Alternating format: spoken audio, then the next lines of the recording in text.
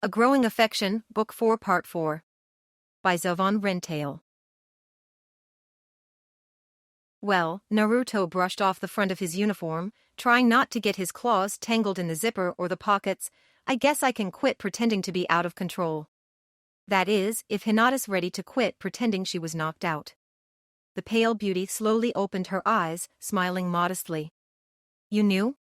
Sakura demanded. These things aren't just for show. Naruto tweaked his large, pointed fox ears. I couldn't quite make out everything you two said, but I definitely heard Hinata whispering to you.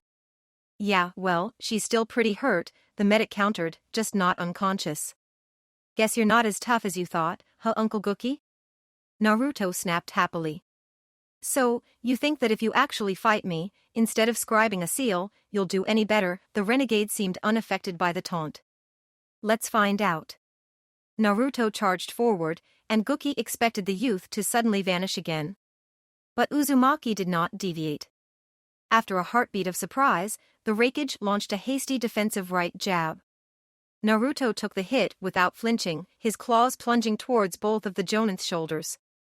Gookie twisted inwards, and his left arm twitched up. His bracer collided with Naruto's palm, knocking aside the strike to his left side. But despite his dodge, the fox-faced teen's nails bit into his right shoulder. The Takujo's knee shot towards his uncle's ribs. Once again Gookie was able to block with his own steel-covered knee. Naruto ignored the brief pain and turned away. Doing so allowed all three of his tails to float up, grasping at Gookie's right wrist. Before they reached, Namikaze spun in kind, pulling his threatened arm back. As they continued rotating, he grabbed Uzumaki's left shoulder. Ranshinsho, he proclaimed, pouring lightning chakra into his nephew's body. Naruto's body jerked wildly, and then he slumped slightly. Gookie smiled sadly, and then drove his fist hard into the back of Naruto's skull. The younger man tumbled forward onto the stone floor. Then his body suddenly jerked again, and he rose to his feet. He spit out a mouthful of blood, and faced his uncle once more. That hurt, Uzumaki complained, you made me bite my tongue. I'm surprised you can shrug off the Ranshinsho so fast, Gookie ignored him. I regenerate, and I do know the technique. Then here's one you probably don't know, the Raikage stated after nodding his understanding. He grabbed each of his wrists with his opposing hands, and began to gather his chakra into his lower arms. As Naruto stepped forward, Gookie's released his forearms, and as they separated there was a sharp sound, like a medium-sized firecracker exploding. Ninja art, Jutsu Cork, Namikaze proclaimed, as he blocked the younger man's double, downward slash. He forced Naruto back with weak front kick. Then the Jonin closed his right fingers in an especially deliberate manner. Suetun, water burst jutsu, Gookie stated evenly, however no exploding sphere of water appeared before him. Instead a noticeable blue aura surrounded his clenched fist. Uzumaki either did not notice or ignored the visible ki, and swiped at Gookie's stomach with his claws. Before he made contact with his uncle, the older man's fist hit his chest, over his heart. Naruto was thrown back violently, much more so than the power behind the punch would have suggested. And at the same time, the increasingly tattered remains of his uniform were thoroughly soaked. Katen, Phoenix Flower Jutsu, Gookie stated, and again the expected effect of the technique did not occur. As he leaped towards his nephew, an orange glow appeared around the Raikage's left hand. Naruto didn't even try to dodge as the fire chakra-wrapped fist descended into his skull. Gookie winced as his knuckles hit something harder than stone, but the next instant a series of blazing explosions struck all around Naruto's head and shoulders. The teen was driven to his knees, and the stone floor beneath him cracked. The Takujo could not help but wobble slightly as he stood, but his blue eyes met his uncle's similar orbs in defiance. Fire jutsus don't work on me in this form, Uzumaki boasted. Perhaps, Gookie agreed, but the physical hits of the explosion seemed to be effective. And I imagine that negating my fire expends more of your chakra. Futen, Tornado Lance. Raitun, Thunder Pressure. Gookie's right hand was tinted green and his left purple as he raced forward again. How much longer, Sakura? Hinata prompted again, her eyes suddenly narrowing. With my hand like this, the fine work is slower than I hoped, Sakura explained carefully, worried by her friend's expression. I almost have your capillaries repaired. Then I can finish your ribs and move on to your clavicle. 15 more minutes, maybe 10 if I push it and keep you at minimum fighting form. What is it this time? These stored jutsus that Goki is using. Naruto's fur is protecting him from the worst of the damage, and he is regenerating the rest. But like Goki wants, it is causing Naruto's chakra to drain even faster. I estimate he has 2 to 3 minutes. Don't worry about me, Naruto called out to them, his fox's hearing having picked up their conversation. He picked himself up off the ground again, a cut from the wind chakra visible from his left wrist up to his shoulder. He brushed off the thick hair on his chest, as the wound on his arm started to close. Some of the lightning-charred follicles flaked off, only to regrow before the damaged ends hit the floor. Futon, tornado lance. Raiton, thunder pressure, Goki repeated, having found 2 jutsu that worked especially well, despite being weakened moderately when stored and discharged through a punch. He threw a quick kick at Naruto's knee, and then caught the boy's claws on his right kote. His secondary equipment was beginning to show some wear from the battle. However, he had also noted a distinct decrease in his nephew's speed and strength. Added to what Uzumaki had shouted to his teammates, Namikaze expected his last opponent was running out of chakra. Goki's left hand slammed into Naruto's right side, forcing the younger man to exhale roughly. The combined impact of the punch and the Raiton technique put Uzumaki off balance. This let Goki draw back his blocking right, and launch an uppercut into his nephew's narrowed and lengthened chin. The wind chakra drilled a hole through the skin and muscle, into Naruto's mouth. The Takujo fell back, and as he did, his face returned to its natural shape and the golden fur fell off his body. His tails receded, but the damage Goki inflicted continued healing, though at a slower rate than usual for the former Jinchuriki. Naruto landed on his butt, looking up at his uncle, panting for breath. Surrender, Naruto, Goki counseled gently, your chakra is so drained that even your regeneration is barely functional. You can't hope to fight me in that state. If you try, I will be forced to make sure Hinata-san and Sakura-san will be unable to help you. It's over. You're half right, Naruto dragged himself to his feet, still breathing hard. The gap under his chin finally closed. He stared at his uncle defiantly, but without anger. It was over the day you gave up hope in humanity, he continued, the day you decided forcing people to do the right thing at the point of a kunai was better than leading them by example. As soon as you attacked your neighbors, who had done nothing to deserve it, in the name of peace, you had already lost. Morals and innocence are wonderful things, Goki shook his head sadly, but without the power to protect them, your words are empty. You think I'm innocent? After the life I've led, and the things I've had to do? Naruto barked, reminding Goki that he had also had a hard life, but if power is all you respect anymore, I'll show you power, uncle. Naruto Uzumaki stood in an infinite black void. Before him burned a giant red Fuinjutsu circle. Unlike the 8 trigrams seal that used to glow on his stomach, the young man had never seen this symbol before. Despite that it was still familiar to him. The leaf Takujo was not alone. To his right floated a young girl, seemingly tiny and delicate. She had long white hair, longer than she was tall. The girl wore the robes of a priestess, and her eyes were as black as the abyss around them. The woman on his left was the same height and roughly the same build as him. Her feminine curves easily surpassed those of Sakura Haruno, but did not quite match the voluptuousness of Hinata Hyuga. Her blonde hair would have flowed down to her but, had it not been bound up into 2 pigtails off the top of her head. The girl's ears were slightly pointed, and her crimson eyes were split by a vertical pupil. She had similar whisker marks to Uzumaki on her cheeks, but hers were longer and more jagged. You sure about this, Kit? The female on his left asked carefully, a nervous edge to her familiar voice. What's on the other side of that barrier is most of the young chakra of the 9 tails. Your pop only left a small portion of her darkness in you. If you do this, you'll have to contend with that on your own. And who knows what it might do to you. Naruto glanced at her, frowning at her use of the third person. I can handle it, he said confidently. Yang isn't evil. Darkness can protect as well as smother. Anger and aggression have their uses if properly controlled. And it's not like the Kyuubi soul is in there, just her power. Okay, the blonde spirit did not sound convinced, but you also have to remember that this is a one-time thing. If there's anyone out there stronger than Gookie, or if you one day had to fight, say, the Eight Tails, you won't have access to this power. If I don't beat my uncle, it won't matter either way, he countered. There is another consideration. The entity on his right spoke for the first time. While this portion of the kitsune's chakra remains sealed, the formation of a new kyubi is slowed. Slowed doesn't mean stopped. Naruto shook his head, and if it takes twice as long for the new Nine Tails to show up, people might get complacent and think that things have changed. Besides, I'd rather have the new Bija show up while I'm still around to deal with it. Complacent, the woman on Naruto's left snorted at him. I didn't think you knew any words that long, unless they were names of jutsu. Shut up. The formation of the new Nine Tails might still take upwards of a century, the white-haired spirit told him. I cannot guarantee you will live that long.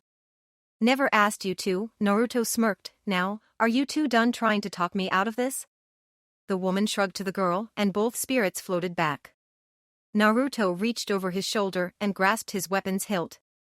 Even though it had not previously been visible, he drew kitsune from its sheath. In this realm, the staff blade was still complete. The blonde female started to make a smart remark, but Naruto raised his left hand to cut her off. I know what I promised, he told her, and as soon as I have a chance, I'll remake her. And this time, she'll be even better. Okay? The entity smirked at him and lifted her hands in supplication. Futon, Raisin Blade. Naruto roared and swung the sword of turbulent green chakra at the Reaper Death Seal. Hinata yelped and had to shut off her Byakugan as the energy in Naruto's Tenketsu went from empty to blinding. Uzumaki was no longer short of breath, and every mark on his body was gone, save the one over his heart. I don't know what those busybodies were worried about, the teen said to no one in particular, smiling. Then he brought his hands up and began to sign. He's trying to use the Ascendant Fox Jutsu again? Sakura queried, annoyed by the comment she thought referred to herself and Hinata. I thought he was out of chakra. He was, Hinata noted, but then suddenly he was overflowing. I haven't seen this much chakra since the Kyubi died. And that's not the Ascendant Fox Jutsu. He is using the fox sign, and the other signs are similar. But it's not the same. Shin Tensei Kitsune, Naruto proclaimed confidently. His aura of silver chakra solidified into a cloak of energy that Sakura and Gookie could see. The manifestation was only vaguely vulpine, except for the three distinct fox tails behind him.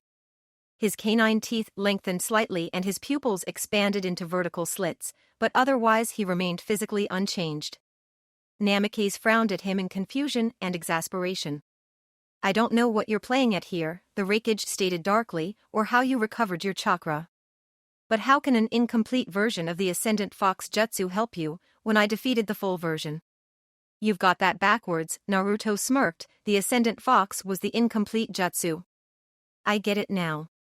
Transforming was a stopgap, until I had the understanding and chakra control to do it right. And it wasted a lot more chakra than I needed to. The teen vanished. Gookie tensed, crossing his arms in front of his chest, while preparing to turn to block an attack from behind. Naruto did not reappear behind his uncle. He landed directly in front of the Raikage, his fist already moving towards the older ninja's solar plexus. Gookie afforded himself a slight grin that he had anticipated the attack and was guarding. Naruto's fist hit Gookie's left bracer, and the chakra-reinforced steel shattered like cheap iron. Namikaze's wrist bones cracked, as they were sandwiched between Naruto's knuckles and his other kote. Despite having both his arms matched against Naruto's one, Gookie's limbs were forced back into his chest almost without slowing the teen's attack. The metal around his right wrist thumped against his chest, hard. And while his breastbone survived the attack, the ligaments holding it in place were torn, and the breath was forced from his body. Phoenix Flower Jutsu, Gookie managed to choke out as his lungs were emptied. He spit dozens of fireballs at Naruto, who did not even flinch. The teen's uniform was charred, leaving him naked from the waist up. But Naruto himself was unmarked, not even a single hair on his head was crisped. This version is still immune to fire chakra, Naruto growled as his left hand chopped at his uncle's neck. Gookie's right shot up, just in time to block. Though he was stopped, Naruto's hand and wrist struck both Namake's remaining bracer and his knuckle duster. Both the weapon and the armor crumbled from the force of the hit. Guki kept his elbow and shoulder locked, using the force of Naruto's blow to let the younger man push him out of the way. The Raikage instantly used the body flicker to move jump behind Uzumaki. Raiton, lightning cannon. Guki sent the jutsu into his right hand, producing a stronger violet aura. He launched the layered attack almost immediately, but Naruto's tails moved as if they had a mind of their own. Two caught the fist, and the electricity discharged without any visible effect. The final extension smacked the Raikage's stomach, knocking him to the other side of the room. He's faster than before, and almost twice as strong, Guki told himself, tumbling through the air. There's only one way I can hope to fight him hand to hand. Gate of Life, he shouted as he landed. His skin turned bright red, and an aura of chakra began to flare around him as well. No, Naruto said, behind his uncle before Guki finished the incantation. Uzumaki flicked his opponent in the back of the head. Namake's eyes widened in terror, and even as his head snapped forward, he reverted to normal. Did Naruto just... Sakura ceased her work on Hinata's collarbone in shock. Yes, the younger woman answered, her eyes silver again. He forced Guki's inner gates to close. Is that even possible? The medic asked in awe. There is a gentle fist technique that can close the gates. They are part of the chakra network, Hinata answered, but I have never shown it to Naruto, nor is he borrowing my Byakugan right now. Guki scrambled away, signing. He tumbled forward, coming up facing both Naruto and the two kunoichi. Raiton, thunder pressure jutsu, he incanted, spreading his arms to broaden the column so it would hit all three teens. Stone spears jutsu, Naruto dragged huge spikes out of the floor, temporarily cutting the room in half. The lightning chakra broke the granite but was expended in the process. Naruto leaped forward again, diving fist first at his opponent. Namake's rolled out of the way, but while Uzumaki's right hand dug into the rock beneath them, his left foot suddenly came around. The Raikage threw up his left hand to block. Naruto's leg splintered the already damaged bones in Guki's wrist, and the teen's heel hit the renegade's temple, cracking his skull. The two men faced each other. Though his clothing was in tatters, Naruto was calm, composed, and unmarked. Guki was struggling to remain steady, due to the ringing in his head. And his left arm hung worthless at his side, the intact half of his pair of knucks glinting ironically on those limp fingers. Still, the Raikage refused to back down, glaring at his nephew defiantly, his right hand slowly forming its side of the noble animal seals. What are you? Guki asked carefully. Naruto Uzumaki, son of Minato Namake's and Yukihana Uzumaki. Bearer of the Kitsune no Chishio Kekkei Jinkai. Tokubetsu Jonin of the Konohagakure Corps, Naruto proclaimed proudly.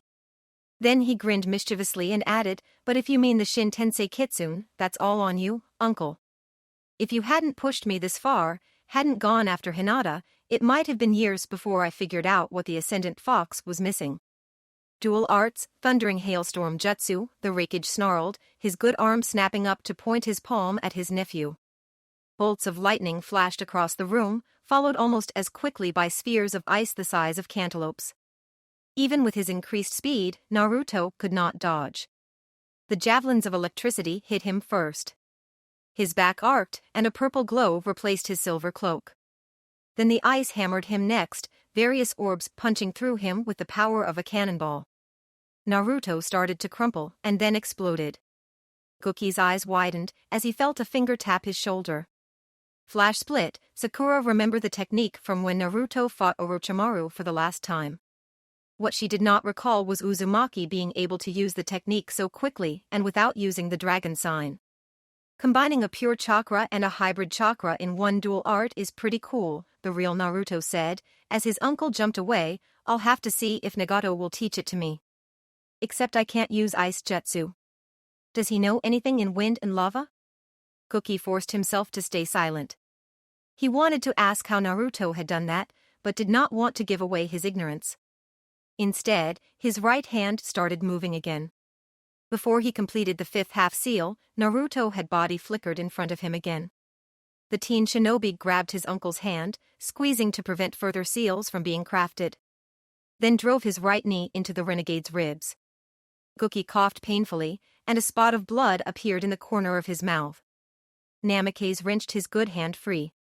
He feinted another retreat, and then drove his forehead into the younger man's nose. The cloak surrounding Naruto pulsed, stopping the rakeage just before his desperate attack hit. Frowning, Gookie threw a kick of his own, while starting to half-sign again. Naruto caught the extended limb on the ankle, and held it tight as he drilled his fist into the rogue's jaw. Gookie fell back, choking on a dislodged tooth. He finally spit out the offending molar, and stared at his nephew in weak amazement.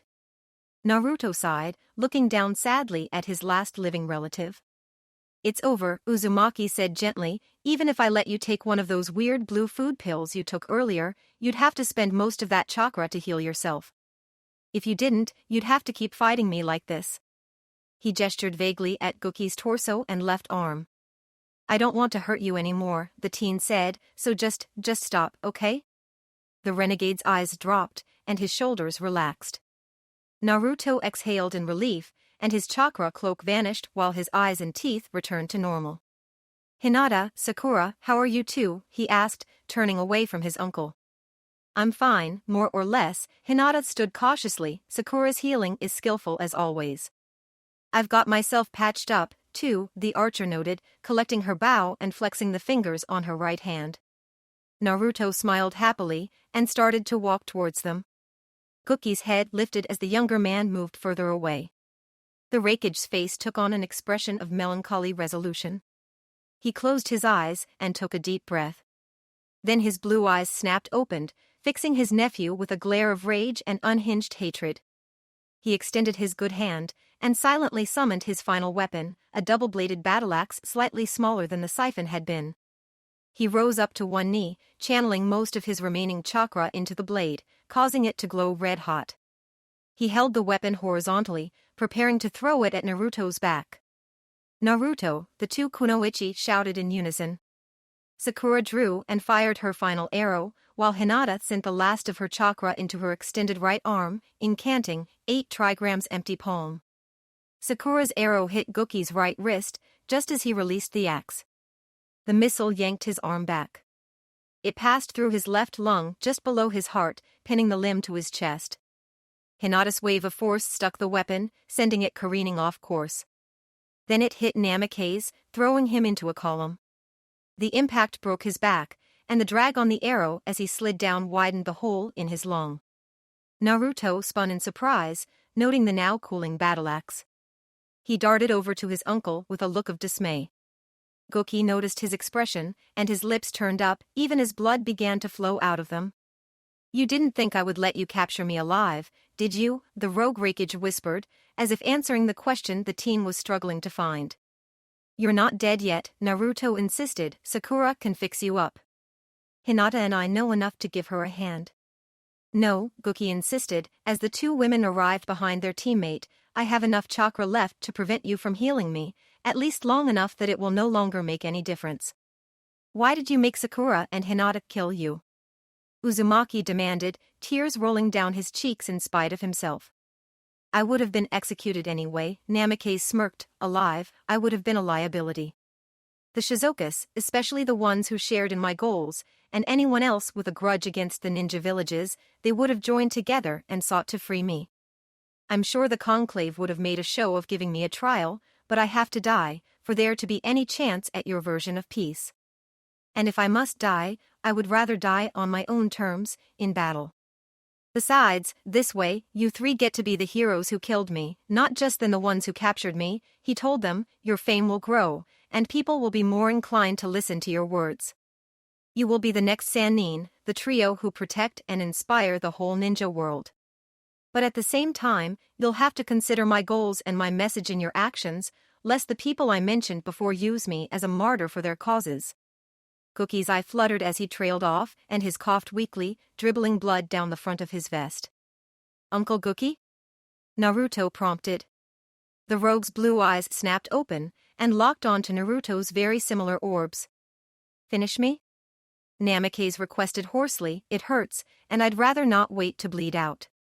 Besides, if someone is to kill me, better it's Minato's son." Naruto nodded. He reached down for the weapon's pouch on his right leg, but found it ripped and empty. Hinata extended her hand, holding a single kunai. Naruto took it from her, and held it in both hands. "I'm sorry, Kahaku," Guki wheezed, his eyes no longer focused. "I hope you can find a way to live in this world, my love." "Goodbye, Uncle Guki," Naruto whispered, and then he plunged the weapon into the renegade's heart. Sakura laid Guki's body atop the unfurled scroll. She signed carefully, and the dead renegade vanished into the treated parchment. The medic wound the scroll again and secured it against her hip. She stood, facing her two friends. Naruto had finished collecting the largest portion of Kitsune's broken blade and tied it against his left forearm. He stepped over next to his fiancée and placed his palm gently on her shoulder. His tenketsu pulsed, and he began carefully restoring her chakra. "You realize we're gonna have to fight our way out of here, right?" the Jonin asked them, pessimistically. Hinata nodded, and Naruto took his hand off her shoulder. "Thank you, Naruto," the younger woman said softly. "How about you, Sakura, do you need a refill?" he asked, extending his hand. The healer shook her head. "No, I'm still fine on food pills," she answered, showing him a tablet. "But that reminds me, how did you suddenly go from empty back to full?" "We should wait till we get home to talk about that," Naruto evaded, not sure how his teammates would react to his usage of the sealed young chakra. "You two ready to go?" he continued quickly. Sakura took out her axe and stowed her bow. Hinata cinched Jinmaki's straps. Both women indicated their assent, and the trio approached the main gate carefully. As Naruto gripped the door to open it, there arose a clamor on the other side. Hearing the shouts, Team Kakashi's hesitancy vanished. Naruto yanked open the doors, and all three leaf ninjas leaped forward. On the other side of the door, the original dozen Shizokas were down to 10, but they were regaining momentum against the solo sand Jonin. Tamari's borrowed blades slashed horizontally before her, forcing the masked warriors back. Some of the guards turned at the sounds of the heavy doors groaning inwards. Most flinched when the ones exiting were not who they expected. 8 trigrams empty palms, Hinata called out, expending some of the chakra Naruto had given her. 3 of the Shizokas were struck, and they stumbled into another pair of their comrades. Naruto's fist and Sakura's axe quickly neutralized the off-balance warriors. The remaining 5 guards quickly fell to the 4 friends. Sakura, thank the gods, Tamari darted forward, ignoring the groaning soldier she kicked out of her way. "You have to come with me right away." With waiting for a response, the blonde woman turned back the way she had come. "What happened?" the medic queried, as they followed the sand Jonin. "Keed was seriously hurt fighting the animal path," she answered, her voice worried, "and despite that, she helped Natsuki and I defeat Kahaku. But there was nothing we could do for her. She'll die if you can't help her." "You 3 took down Aunt Kahaku?" Naruto asked, trying to fake a tone of disbelief, hoping to get Tamari to focus on something else. Thanks to Natsuki's snow and Keed's genjutsu, she couldn't use her invisibility and other tricks. "So we had that going for us," Gaara's sister admitted. "Even so, I still doubt any one of us could have taken her alone." "But 3 on 1? It wasn't that hard. Natsuki knows how I fight, and I can use my wind chakra to reinforce her ice jutsu." And Keed kept her distracted with all sorts of illusions. Really subtle stuff. Before the fight even really started, she turned up Kahaku's pride and aggression, and then just let her go. Kahaku was completely off tilt. That alone made things a lot easier. Hinata nodded as Tamari led them up the side of a building and continued across the rooftops. The Hyuga heiress could now see the snow-covered bistro with the 3 women on top of it.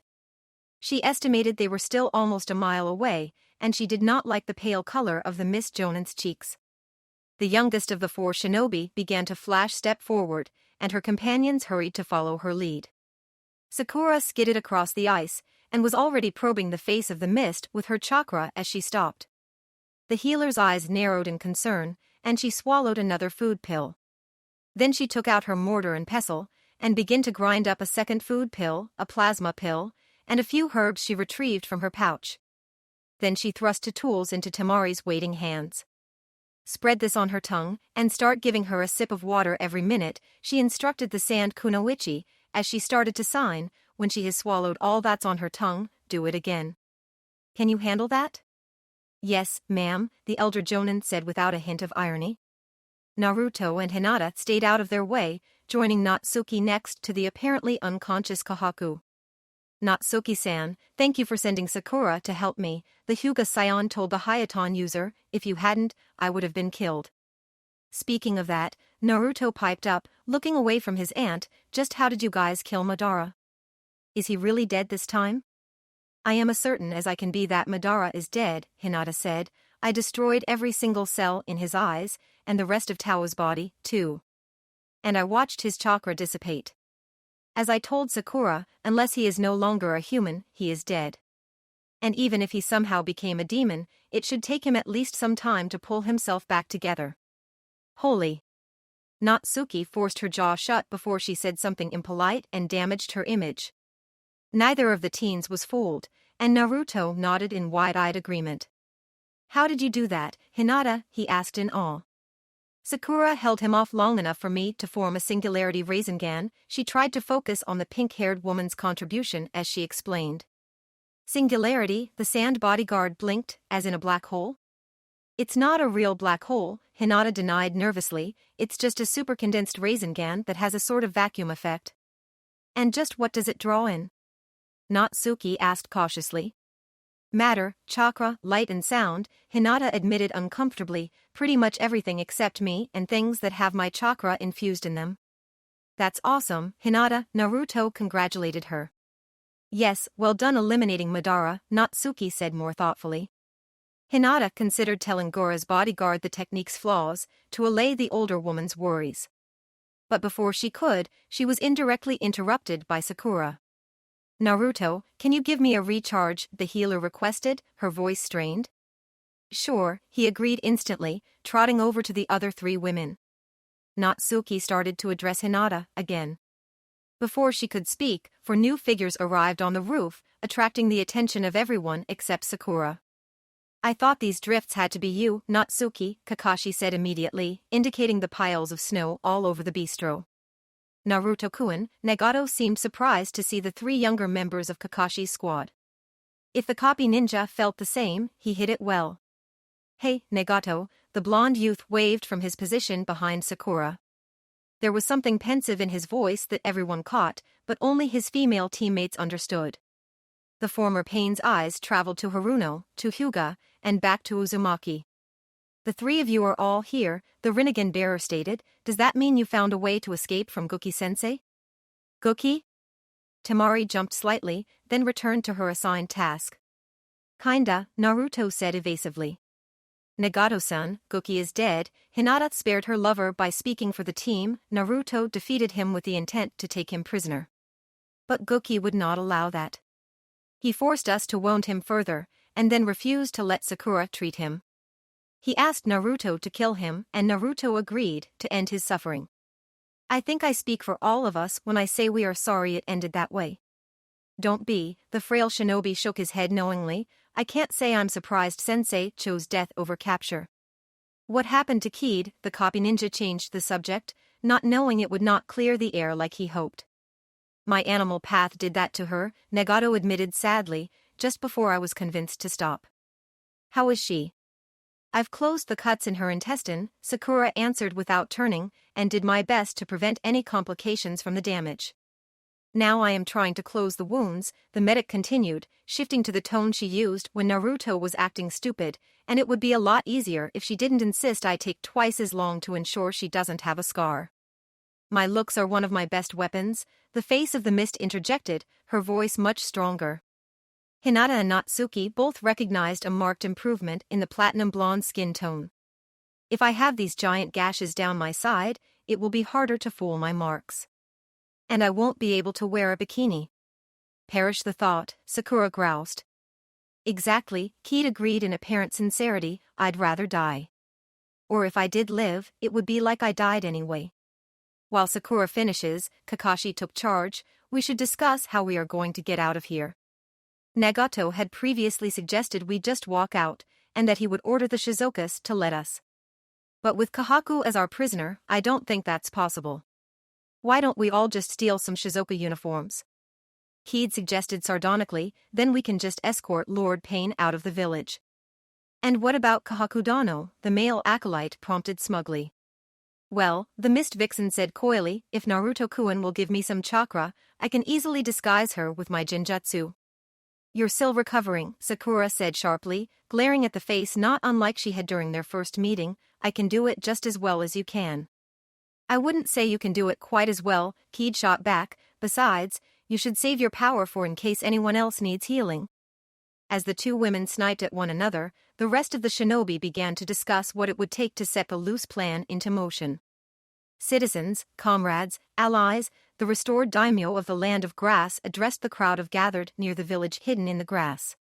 He stood on a temporary stage assembled outside the walls of the ninja outpost.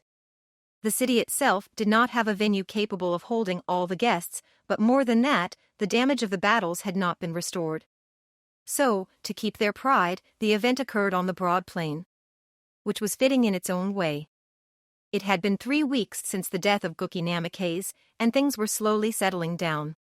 Initially it had appeared that the Shizokas in the hidden mines would be able to draw out the siege, even against the combined forces of the alliance. But the Leaf had presented them undeniable proof of their leader's demise, and after that Nagato was able to order them to stand down. The conclave of shadows and the daimyos were still discussing what to do with them, and the state of the continent in general. Though the Grass Daimyo's announcement was likely to impact those talks. Thank you for joining me here today, the royal continued, looking over his audience. The entirety of the Grass Village was present, as were all the nobles of the Grass Country. Some of the wealthier citizens of the nation were also in attendance, as were a number of foreign shinobi, and a few nobles from surrounding lands. Naruto Uzumaki sat prominently in the front row, next to Daimyo Toki of the Land of Birds. On the platform with the grass ruler were his niece, Hidden Grass Jonin Ayamiko, his cousin, Green's Daimyo Haruna, the Hokage, Tsunade Senju, and the Tsuchikage, Mitsuru Jishin. As we return to peace, I cannot help but realize that my mistakes were the primary catalysts for what happened in my own country. And what happened here in turn had an impact on larger events. He lowered his head slightly in penitence. I made some choices I thought were in the best interest of myself and my country. But I did not think about how my actions influenced those around me. My weak and failed attempts to reunite the Land of Grass with the Land of Greens gave my nephew the justification he needed to launch his coup. And oddly enough, my wish will now come to pass, if not in the way I had originally intended. The crowd began to murmur in surprise at the implications of his statement. Naruto frowned and looked at Toki, the only one, aide from those on the dais, who kept her composure. The teen was not quite sure why he was there. He still did not fully comprehend the implications of his political and social boundary-breaching friendships. Tsunade had not told him that Toki, Haruna, and Ayamiko had all requested his presence. However, the Hokage had told him what she would do to him if he did not stay silent and otherwise mind his manners. As of this meeting, the Land of Grass is no more. I have decided, with the support of the Hidden Grass Village, the Conclave of Shadows, and my fellow daimyos, to put this land under the control of Daimyo Haruna. She has done more for the Land of Greens in the last 5 years than I have in my entire reign. And her mother, my aunt, should have been the daimyo of this country in the first place. So it is more than fitting that given my failure, she is the one to help us recover.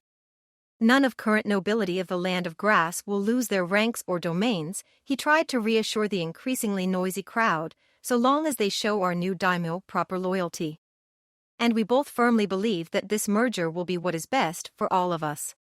Lady Haruna. He stepped back and turned to his cousin. The young ruler stood and moved to the front of the stage.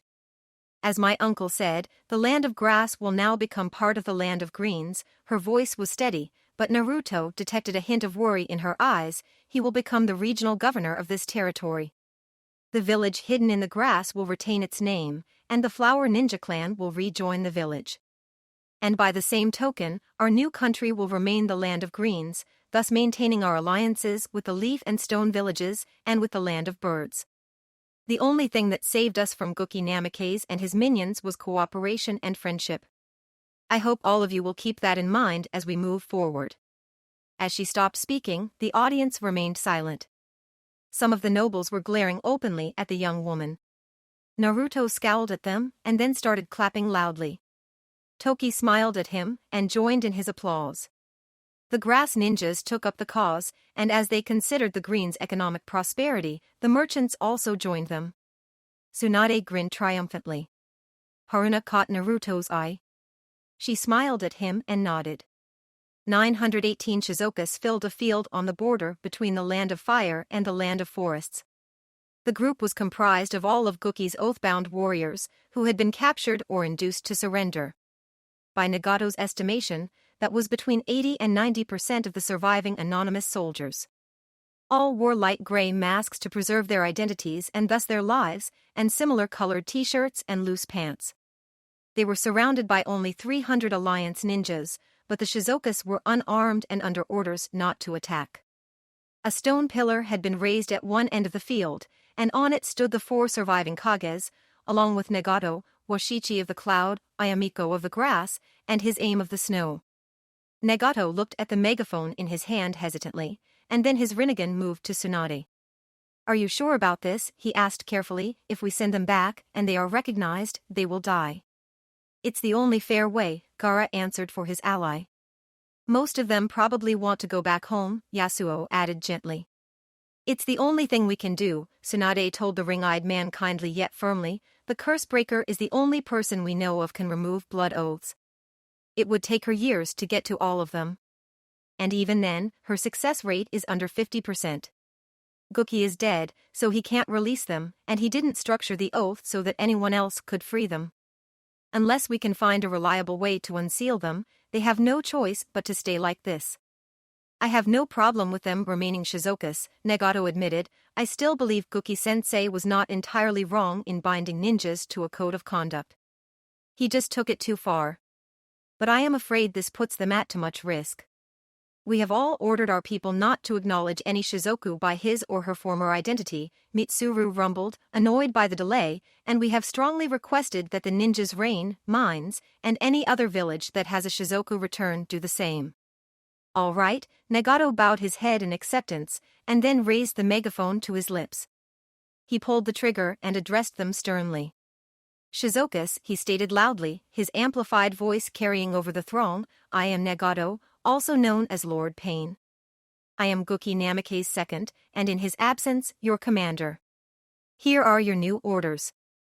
Any Shizoku who was originally a shinobi from one of the hidden villages will return to that village. You are ordered to honorably and honestly serve the rightfully appointed leader of your village. He or she will be your general, and you will obey his or her orders as if they were orders from me. Do you understand?"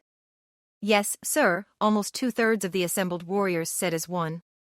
"Then execute your orders, Shizokas."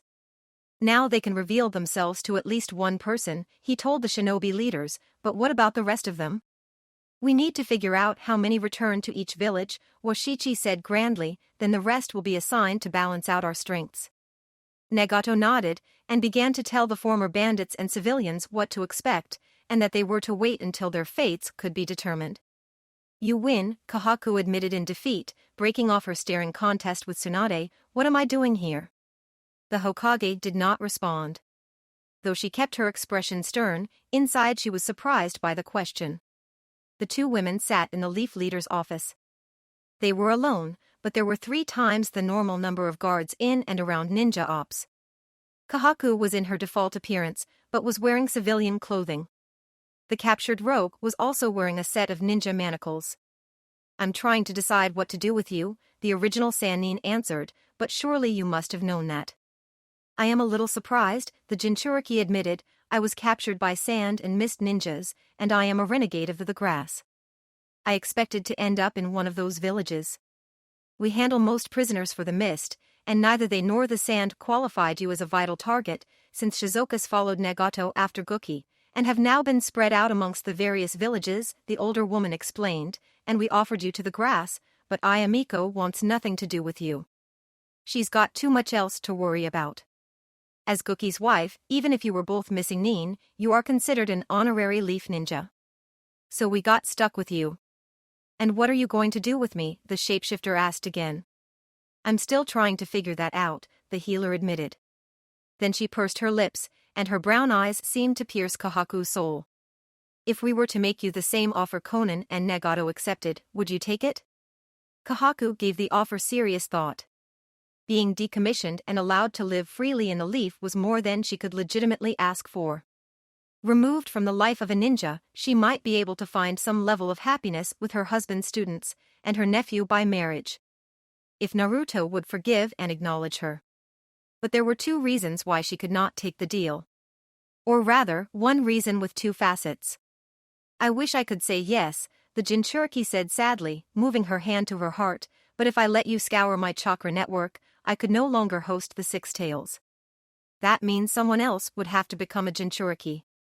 And I would have to go back to being invisible. And I can't let either of those things happen. I'm not terribly surprised, Tsunade nodded, slowly. In that case, we will probably have to send you to prison. Once it is rebuilt, that is. Or so I would like to say. But your condition forces me to think twice about that. Kahaku's eyes widened, and she asked softly, how did you know? It's my job to know. The doorway to the hidden leaf opened, and Tsunade led Ayamiko and his aim into the meeting chamber of the Conclave of Shadows. Gaara, Mitsuru, and Yasuo, the wind, earth, and water shadows, respectively, were already waiting. As was Washichi, the acting lightning shadow. The other four members of the conclave fully expected him to be ratified as the new Raikage, once the Cloud Village settled. The grass and snow ninjas looked around the room. Ayamiko was filled with a sense of wonder, thinking about the great men and women who had been in this chamber, and the incredible work they had done. Hisame's reaction was cooler. He was somewhat underwhelmed by the simple design of the concealed meeting room. Thank you very much for this opportunity, the gradient-haired beauty said gratefully, bowing deeply to the Kages. It is only on a trial basis, that Sachikage grumbled. Mitsuru remains unconvinced, Gaara informed both Tsunade and their guests. And we cannot take a vote until the new Raikage appointment is official, Yasuo added. But if it is me, I'm all for it, Washichi stated grandly, his eyes locked on Ayamiko. Kakashi said you were a lot like Guy, Tsunade mumbled at the Cloud Ninja, but left out the part about you being a pervert. Just because I've been a little lonely and have a healthy appreciation for female beauty does not make me a pervert, Washichi said grandly, not the slightest bit upset. Can we please just continue with this experiment? Mitsuru interrupted. Agreed, Yasuo said more evenly, Hisame-san, your seat is between myself and the Raikage's position. And Ayamiko-san, you will be between the Hokage and the Kazekage. The seven ninjas all settled in, and began to discuss recent events that required the conclave's attention, testing Tsunade's proposal that a Yukikage and Hanakage be added to their ranks. Tamari suddenly awoke, the feeling of being watched permeating her sleep. She opened her eyes a slit, and turned over slowly, trying to make it look like she was only getting more comfortable. Then she saw the source of her agitation. Her blue orbs snapped open as she let out a sigh of annoyance. She sat up and glared at her lover. Shikamaru sat in the lone chair in their bedroom. Their apartment was essentially a large shed Yoshino had converted to give Tamari some privacy. It consisted of the bedroom, one bathroom, and a surprisingly spacious closet. So there wasn't really any other place he could have gone. I guess he was trying not to wake me, she forced herself to try to give him the benefit of the doubt. She noticed his haunted expression, and worry replaced her anger. Welcome home, Shika, she greeted him openly, when did you get back? Just a few minutes ago, he said simply. Don't just sit there staring at me, she scolded him fondly, her disquiet deepening, come to bed. He exhaled, and did not comply. Her gaze softened further. What's wrong, Shikamaru, she asked tenderly, did something happen on your mission? Are Ino and Choji okay? They're not hurt, not physically anyway, he answered slightly, but they got into another big fight on the way back. The Sand Jonin nodded thoughtfully. She was well aware that Choji wanted to marry Ino, but that the younger blonde woman still had no intention of ever getting married. She also knew that the friction was causing Shikamaru some heartache, and annoying Enko to no end. The team's Jonin understood Ino's stance, but since her own engagement she had begun to take Choji's side. Regardless of who she supported, Mitarashi did not want the couple arguing while they were on a mission. I'm sure they'll work it out, Tamari reassured her lover. He half shrugged, half nodded, but did not leave the chair. She gripped the sheets tightly, not sure if she wanted to sock him, to knock him out of his funk, or hug him to reassure him. But her lover did not give her the chance to make up her mind. "What are we doing, Temari?" he asked suddenly. "What do you mean?" she countered uncertainly. "We haven't ever talked about where we really want this to go," he said with a hint of venom. "I know talking without our masks isn't exactly our thing. But you did move in with me. And even if we have a separate place, it's still on my clan's land." "Hey," she snarked, deliberately invoking her mask both to protect herself and to try to settle his nerves, "you're the one who asked me to move in. And I figured it was cheaper than keeping my own apartment, and this way I would have to deal with the hassle of closing a place if I have to go back the sooner." "Do you think that's likely?" he asked darkly, and she realized she had hit a nerve in him. And then searching herself, Temari recognized she expected it to happen, and had probably been unknowingly keeping her distance. "I don't know," she said softly. "What would you do if it happened?"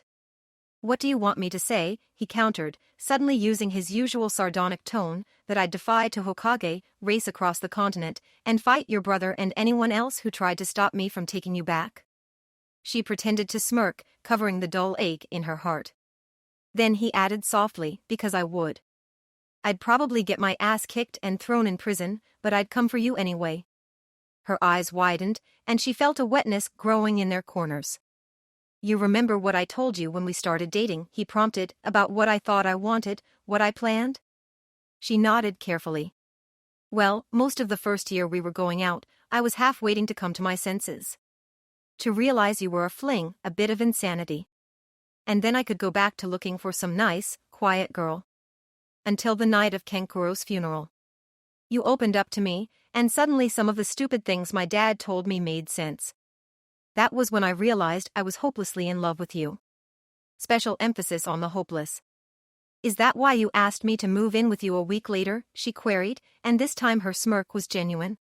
"Yeah.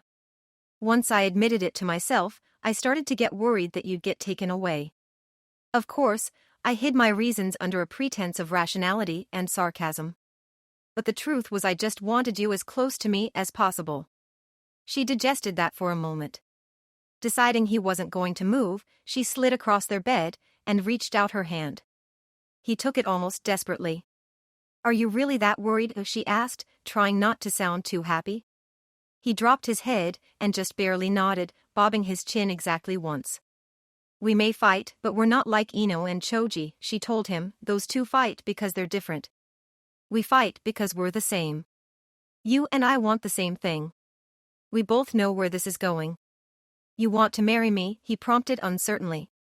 "Possibly," she teased him, "someday." "Why, are you asking?" "Yeah." Temari's head jerked like she had been pinched. "I figure I better take the initiative, before one of these upcoming weddings puts ideas in your head and you start issuing ultimatums." He barely faked his normal persona, and Temari could not decide if she should yank him over to the bed or flick him off. She settled for squeezing his hand tightly and grinning dangerously at him. "That's not the sort of thing you should joke about, Nara." Her voice was sweet yet threatening. He shook his head and slipped out of the chair to one knee. Her eyes grew to the size of saucers and she tried to pull her hand back, but this time he kept his grip on her. He slipped his free hand into one of the pockets on his vest and drew out a ring.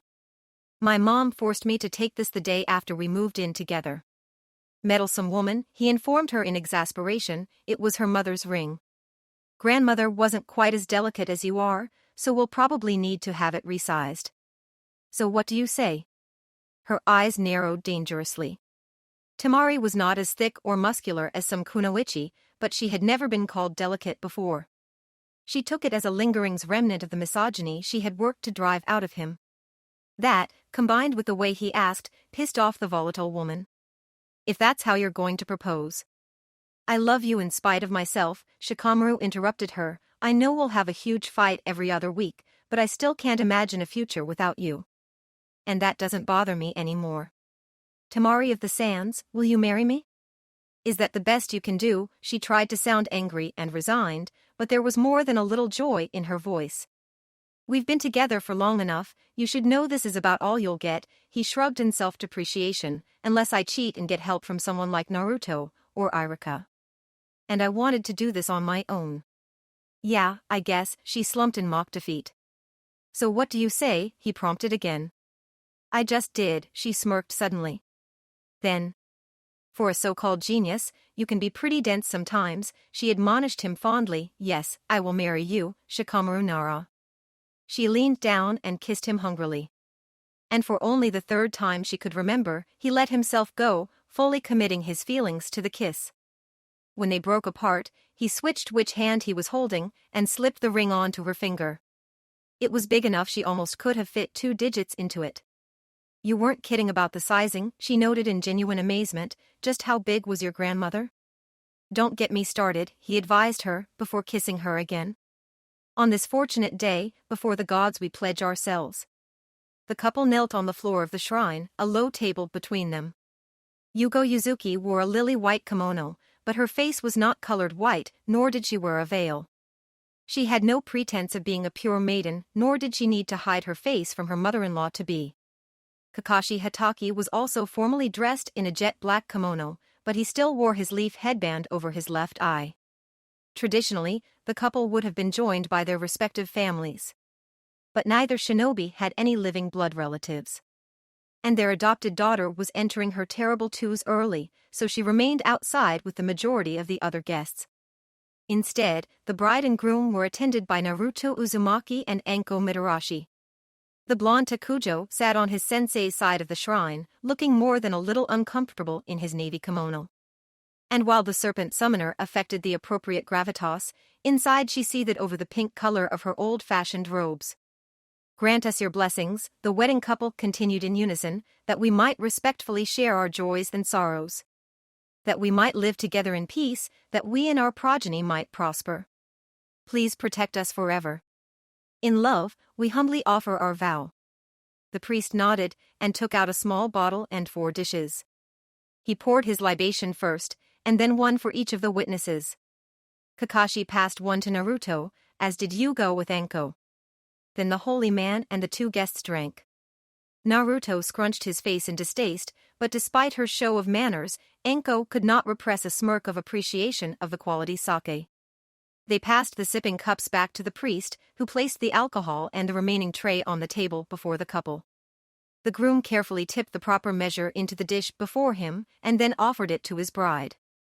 She took the shallow disc and gingerly imbibed the liquor. Then she placed it before her and decanted the last of the rice wine. She lifted the cup and turned it so the same side she had drank from was facing her beloved. She extended the dish to him, and with equal reverence he received it and drank from it. Then he returned the tray to the priest. The rings, the Shinto cleric prompted, and if he held any distaste for this modern interruption of the ancient ceremony, he hid it well. The couple turned as one to their attendants, each of whom produced a single gold band. Kakashi and Yuga extended their left hands until their middle fingers touched. They moved the rings into position with the precision and synchronicity only ninjas could hope to achieve. This is my oath, my love given form. Their voices blended again, and as they spoke, the shining bands slid down their digits. Anko could not help but think it looked like they were sheathing weapons. With the divine guidance of the gods, and the legal authority granted me by the daimyo, the priest announced, I sanctify this union. Go now, and be happy. The newlyweds rose slowly to their feet, and marched in unison towards the entrance. After they passed, the guests followed suit, Naruto groaning and stretching a little more than was proper. Stop fidgeting, Anko hissed at her student under her breath. I can't help it, he complained softly, tugging at the neck and sleeves of his kimono, I hate these things. You can change as soon as we're out of here, she told him, silently adding, I know I sure as hell plan to. Kakashi and Yuga pushed the doors open, and were met by an uproarious cheer from the assembled crowd. The courtyard of the Uchiha estate had been outfitted to celebrate the couple's nuptials. Near the main house was a single long table for the wedding party. Smaller tables dotted the edges of the yard, leaving the center open for mingling and later dancing. As Anko had stated, the couple and their witnesses had changed immediately after leaving the shrine. Kakashi had put on a tuxedo, complete with vest and bow tie.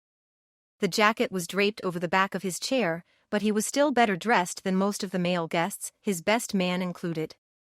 Naruto was wearing his best outfit, the one he wore when Hinata took him to the theater or he took her to the Leaf's top restaurants. But he had left his long coat at home. Enko, despite have joked again about breaking out a hot pink halter top, was wearing the same light blue dress she had worn on New Year's Eve. And Yugao had slipped into her reception dress, a version of the modern wedding gown that was lighter and easier to move around in than either a kimono or a full gown, but was still almost as ornate.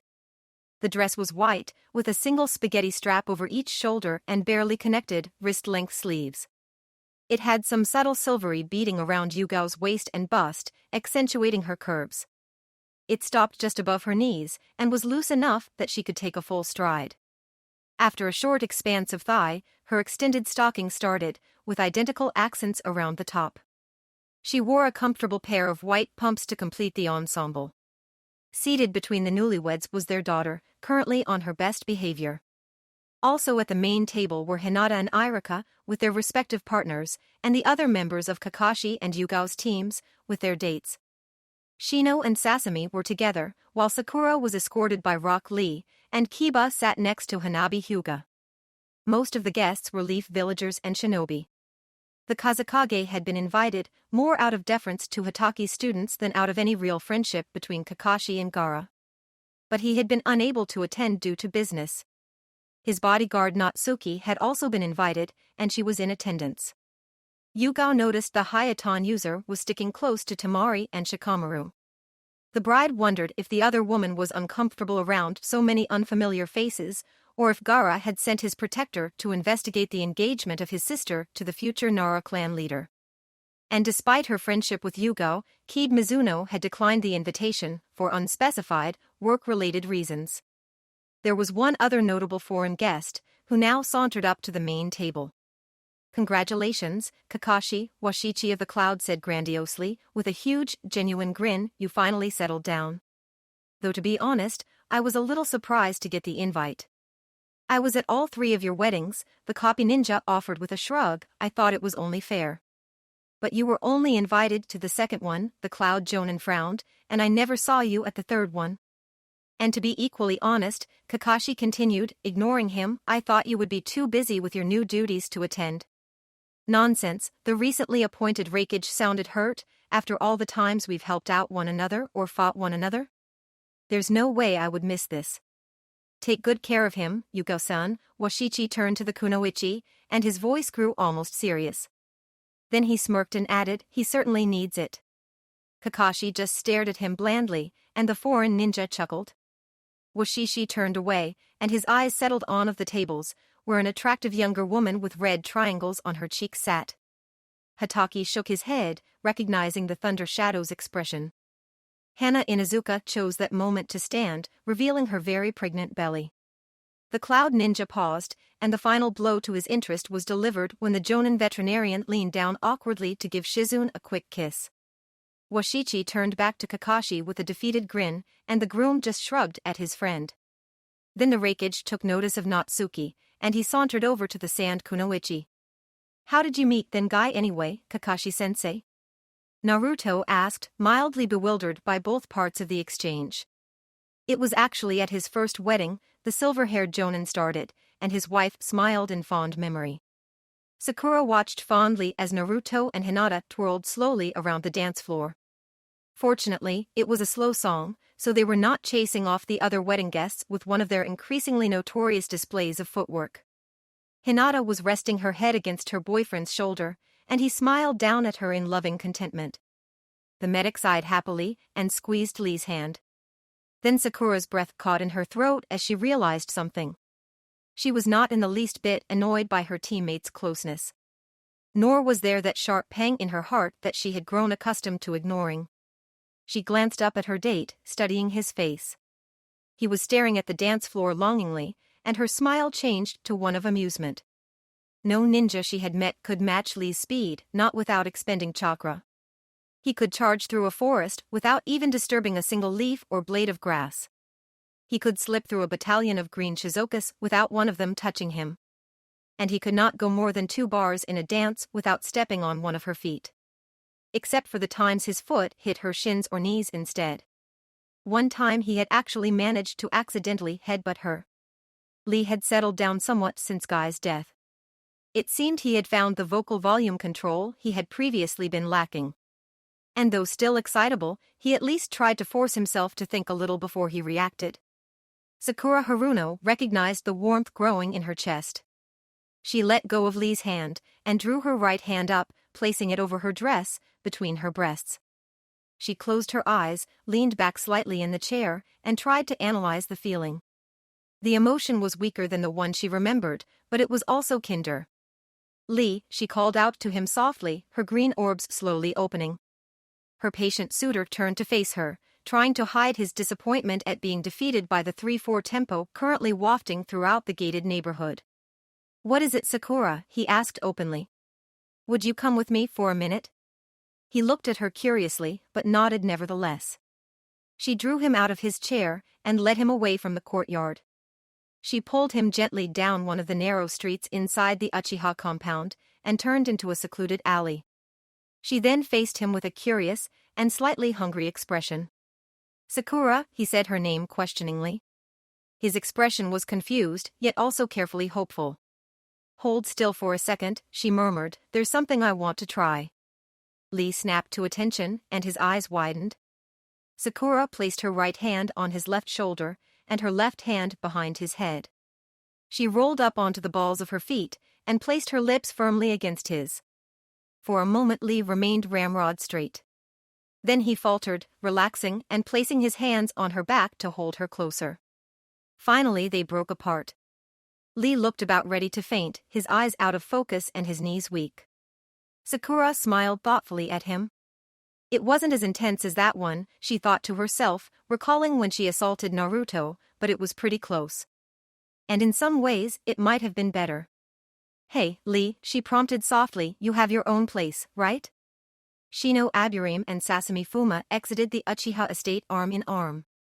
The hour was late, and more than half the guests had already left, by the time Yugao's 2 calm students opted to make it a night. They walked slowly towards the insect trainer's home, the slender young woman leaning on him slightly. Then she took a deep breath and exhaled audibly. "Is something the matter?" he asked softly. She had known him long enough to hear the concern in his hollow voice. She smiled up at him. "No, that was a happy sigh," she told him. "I love weddings, and I'm very happy for Kakashi-san and Yugao-sensei." He nodded his understanding, and they continued on in silence. She tucked in closer to him, and he suspected it was more than just the chill of the night air. "Sasami," he said, and although there was nothing urgent about the way he said her name, the orange-haired woman stumbled slightly in surprise.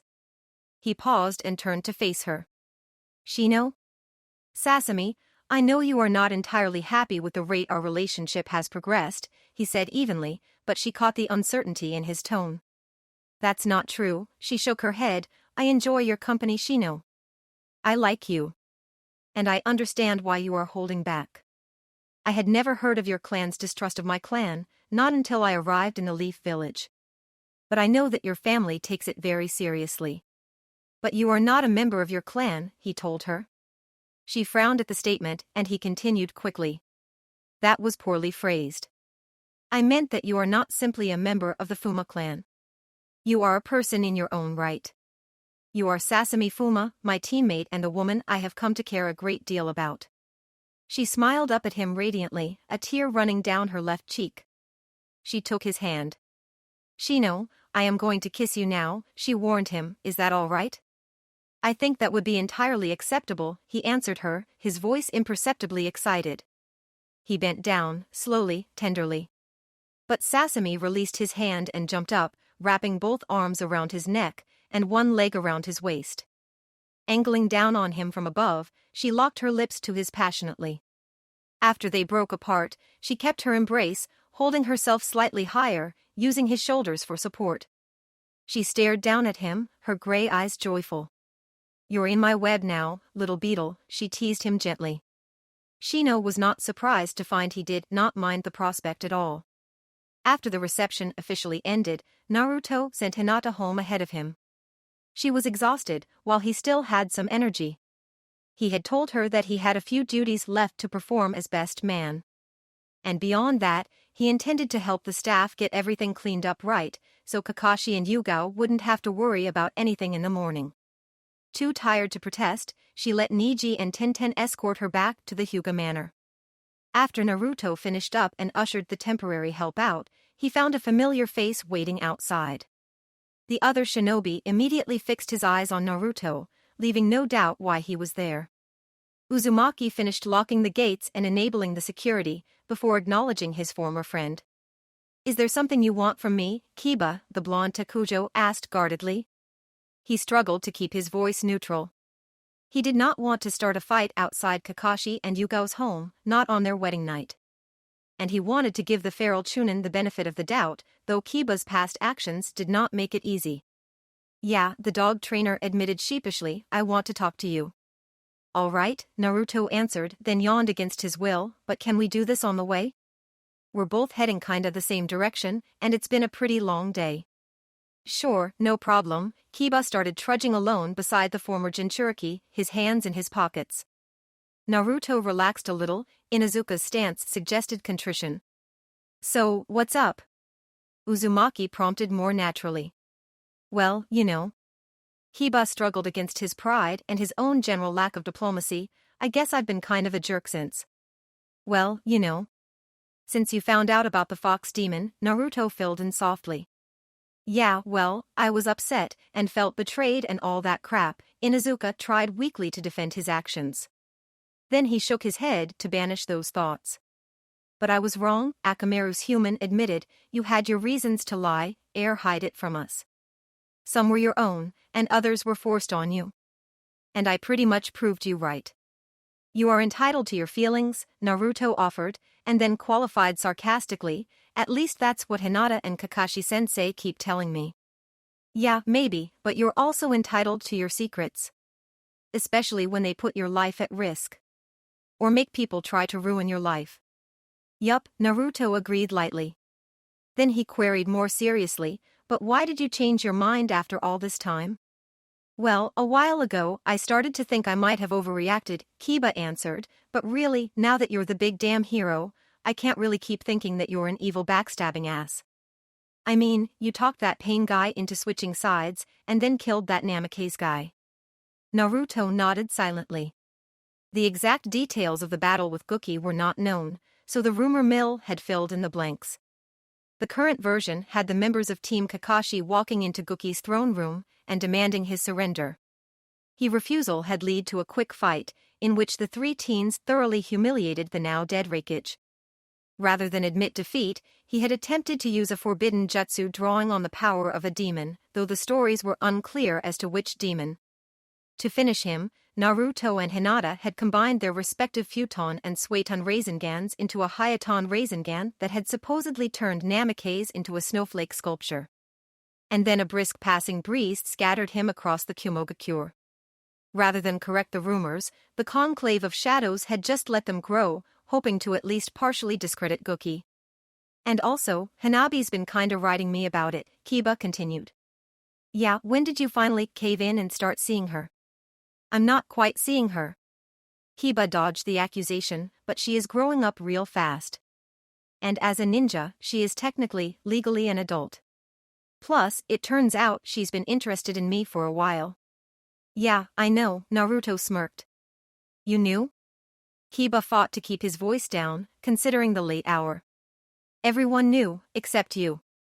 I thought she just thought she could push me around because she was Hayashi's princess and I was Hinata's teammate." Kiba hung his head, then glared at Naruto. "Why didn't you tell me? Why didn't you tell me about Hinata?" Uzumaki shot back. "It wasn't my place." Inuzuka hung his head in defeat. They walked silently for a while, and then Kiba shook his head again. "What's with those girls?" the Chunin asked. "Can't they show their feelings right?" "They do okay once they open up." Naruto defended his lover, if barely, but it must run in the family. "Yeah," Kiba agreed. They continued together until their paths split, once again comrades in their obliviousness. Hayashi Hyuga stood in before the majority of his clan. A few members were on guard, and a few more were on missions. And Hyuga Hyuga was in his rooms, sulking. But all of the other Hyugas were present. Seated around the clan leader were the 4 elders and his 2 daughters.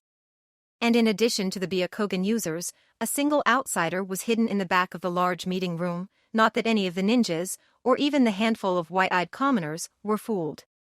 Nor did they particularly mind, given he was the catalyst for what was to come. My family, I have asked you here today to make official the change that you have long known was coming, the injured leader told them. Starting today I will step down as leader of the Hyuga clan and assume the currently empty elder position. Taking my place will be my eldest daughter, Hinata. I hope you will give her the respect and support you have given me. He sat down and Hinata stood up. As my father said, most, if not all, of you already knew this would be occurring, and I have spoken to many of you about my hopes and plans. She took a deep breath and smiled at them. We are a family. We have forgotten that. The way we act towards one another, in the name of politics and power, it borders on lunacy. And when those actions have become known to the rest of the world, it has hurt our politics, diminished our power. But that is going to change, she continued firmly. The branch families will be given more influence, more freedom. The changes might be slow, they might be difficult. But they begin now, with this. Hinata took out a wooden case, familiar to everyone except her secret guest. She opened it and removed an X-shaped brand. She held it tightly, her knuckles white as she gripped it harshly. Then she lifted her right hand, and chakra began to swirl above it. Rasengan, she intoned strongly. She turned over the iron and pressed it up against the spiraling sphere. Though the assembled Hyugas were not aware that Hinata and her great-aunt Hiroko had already neutralized the jutsus in the brand as a precaution, the action was as much symbolic as practical. As the Rasengan ground away the item that had marked most of them, Hinata's distant cousins began to cheer. No more caged bird seal, she announced. The original fallen eagle seal will be revived if necessary, should anyone turn traitor to the clan or to the leaf. But no longer will we mark and torture our family members in the name of personal gain.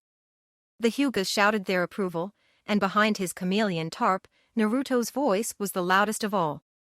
Naruto extended his hand across the table, and Hinata took it. They had finished eating almost a half-hour prior, but had been waiting for the floor to clear a little. And in the meantime, they had become distracted talking about the new book they were both reading and what had been occurring in the Hyuga clan. Hinata was wearing the ash and flame dress, the same one she had worn on New Year's. Naruto was wearing a new pair of dark gray slacks, a light orange dress shirt, an outfit chosen to complement his beloved's frock. Now the young lovers walked out on the dance floor, the other regulars acknowledging them, and more than a few retreating. The band leader caught Naruto's eye, but the younger man shook head. So the next number was a slow beat, and other couples drifted back onto the floor. Naruto held Hinata close to him, and they slowly circled the platform, listening to the gentle song and each other's hearts. Hurry up, Lee, 24-year-old Sakura Haruno demanded, pulling the simple sundress over her head, or we're going to be late. That is hardly my fault, Lee told her, tightening his belt and reaching for his t-shirt. You are the one who insisted we return home instead of going straight to the chapel. I wanted to take a shower to get off the road dust, she shot back, grabbing the garment bag with her dress and a backpack with accessories. And as I said, I am quite certain the chapel's changing rooms have showers, he reminded his girlfriend again, jogging towards the door of their apartment. But then we wouldn't have been able to shower together, she smirked at him. Hence the true reason for our potential tardiness, he grinned back appreciatively. Sakura and Lee sprinted past Ichiraku Ramen, causing Ayam to look up at the clock on the wall. She brushed off her hands and lifted the curtain to the back of the shop. Dad, we'd better close up, the attractive chef told her patriarch. It's almost 3, and we still have to get ready. The shinobi couple raced past a familiar flower shop as Inoichi and Minako Yamanaka exited. The jonin carried 2 trays of floral arrangements, while his civilian wife held a single smaller platter. I guess that means we had better hurry up, the florist noted, recognizing the pink blur that streaked by. The former model nodded. Sakura and Lee angled away from the front of the chapel, where early arriving guests were already beginning to conglomerate. The ushers, Kiba and Shino, were escorting the invitees to their seats. The hurried lovers darted around the side of the building, hoping their mad dash went unseen. The 2 shinobi slowed to a respectable pace as they reached the back entrance. Once inside the church, they were forced to split up, the women's dressing room being up a floor, while the men were in the basement. "See you in a little while," she said, and kissed him quickly. She hurried up the stairs, taking them two at a time. But when she reached the landing outside the changing room, Ino Yamanaka was waiting for her, tapping her foot in annoyance. The blonde kunoichi wore a simple yet flattering sheath gown in a deep purple, with a modest slit in the right side up to her knee. Her pumps were the same color as were her elbow-length gloves. Ino's long hair had been pulled back into a tight braid. A single, purple rose was resting over her left temple, its dead-horn stem tucked behind her ear and wrapped in her hair to keep it in place. "You are late," the mentalist Jonin told her friend smugly. "Sorry," the senior medic bowed slightly, "we were a little delayed getting back, and we had to go home to get our stuff." "I'm not the one you should be apologizing to," Ino said sharply, reaching to open the door. "Is she angry?" "Of course not," the notorious female pervert scoffed, "but she is worried, and that's the last thing she needs today." "Sorry, Hinata," Sakura stated without preamble, as she entered the room. The others paused in their preparations and turned to look at her in varying degrees of annoyance. Like Ino, Tenten Hyuga and Tamari Nara were both all ready. Except for the color of their dresses and roses, they were outfitted identically to Yamanaka, then down to their braided hair. However, instead of purple, Tenten wore a deep blue sheath, while Tamari's frock was a lighter azure. Shizune Inazuka was also already dressed, though the older medic wore yellow. And she had not yet put on her gloves, she was trying to work the matching rose into her short hair. Due to the length of her hair, Shizune was exempt from the braid the other women wore, as were Sakura and Keiko Takamichi. Sasami Fuma, still in her lingerie, was managing help both Hanabi Hyuga and Keiko slip into their respective lavender and pink dresses. The thread user's green gown was still on its hanger. Hinata Fuga looked at her teammate with relief. "Thank goodness, Sakura," the 23-year-old retired clan leader said gratefully, "I was beginning to think something might have happened to you and Lee." "No," the pink-haired woman reassured her friend, "we were just delayed a little getting back, and I had to go home to get my dress." She held up the garment bag as justification. "Aha," Tamari said knowingly, continuing her work on Hinata's makeup. The Hyuga Jonin was wrapped in a sheet to protect her gown, while the San Jonin lightly applied a soft, water-resistant blush to her cheeks. Behind Hinata, Tintin braided small white roses into her friend's long purple hair. Sakura quickly shed her traveling clothes and hung up her gown next to Sasami's. The healer took over getting Keiko zipped up and adjusted, while the Fuma clan Jonin finished with Hanabi. Haruno could not help but be annoyed that both younger women easily overshadowed her own curves. And since giving birth, Shizune's breasts and hips had also expanded pleasantly, leaving Tsunade's junior apprentice easily the most boyish woman in the room. But she dismissed her jealousy, reminding herself that Lee liked her body. She took out her red dress and shoes, and Shizune brought her the red rose for her hair. The aide attendant Kunoichi finally finished getting dressed, coiffed, and made up just before the cameraman arrived. As the activity slowed, Tintin and Tamari carefully removed the cloth covering Hinata, and the bride stood. The bridesmaids all studied her appreciatively. "You look lovely, Onizen," Hanabi whispered in awe, and the other women nodded carefully in agreement. "Lovely doesn't even begin to cover it," Tamari said enviously. "You'll knock Naruto's socks off," Tintin informed her. "Thank you, all," she told them sincerely, blushing modestly. "All right, ladies," Ino called for their attention, "Mom's outside with the bouquets, and the photographer is waiting." Naruto tried his best to stay still, as the music started, and Gaara began to slowly escort Shizune down the aisle. Instead, he focused on the crowd, taking in the most familiar faces. The front row on his side of the church was filled mostly with women. Tsunade was in the position where Yuki Hana should have sat. Next to her were Yugo Hataki, Rei Uchiha, and Minato Hataki. The 7-year-old was kneeling on the pew so she could see past the taller people seated behind her, while her mother held her 3-year-old brother so he could watch, too.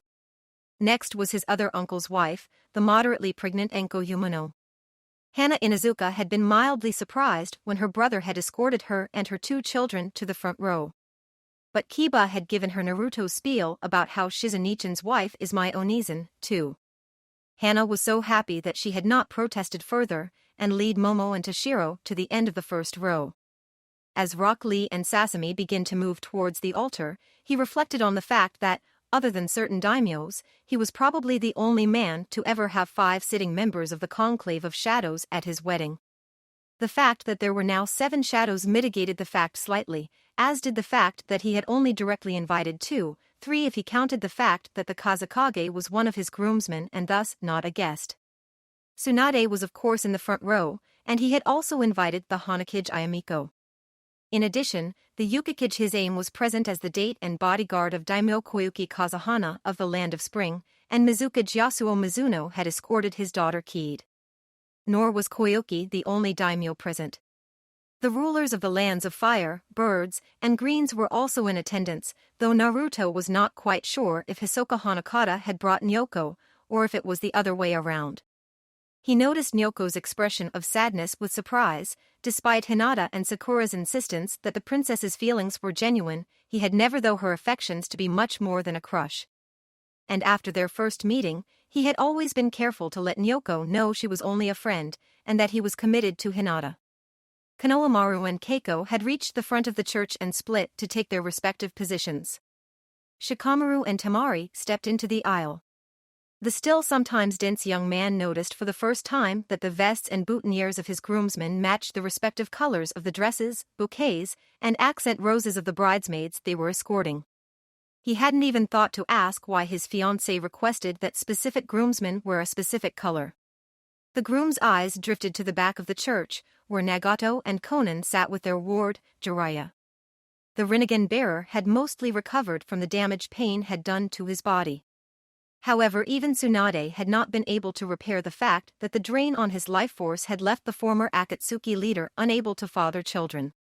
As a consequence, not long after Kakashi and Yugao's wedding, the defector couple had taken in an abandoned baby. However, they had not adopted the infant, whom they named after their first teacher.